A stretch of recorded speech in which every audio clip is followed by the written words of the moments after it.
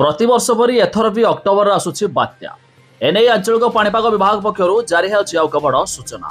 एक जानिथिबे ओडिशा उपरकू प्रतिवर्ष अक्टोबर रही है एक छोट मोट बात्या ठीक सेमिति एथर भी ओडिशा उपरकू रही बात्यार प्रभाव आसंतु संपूर्ण अपडेट जानिबा ता पूर्व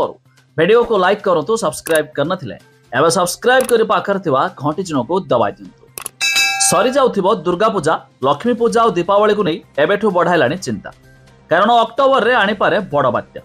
ला निनार सक्रियता एवं डराइलानी ओडिशा रे बात्या इतिहास पृष्ठा को ओलटाई पाणीपाग विज्ञानी कहिसंती जेतेबेले ला निना सक्रिय होइछि ओडिशा को बात्या सामना करबा को पड़िछि फेरी जिबाको बसिछि मौसुमी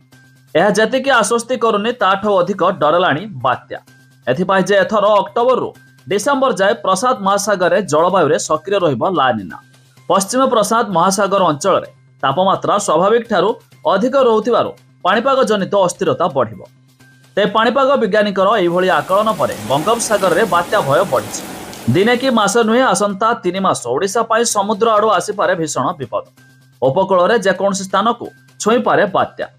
पाणीपाग विभाग विज्ञानी पादे आगकू जाई कहलेनी बंगोपसागर रे मौसुमी परवर्ती समय अंडमान सागर और पार्श्ववर्ती अंचल समुद्र पृष्ठ रे तापमात्रा 31 डिग्री किंबा अधिक रहिबो ते मिलुथिबा सूचना मुताबक अक्टोबर मासरे पुणी मध्य ओडिशा उपरे बात्यार भय रहिछि तेबे आपण माने केउ जिल्लार वीडियो देखुछंती ता निहाती कमेंट करी जणाइबे।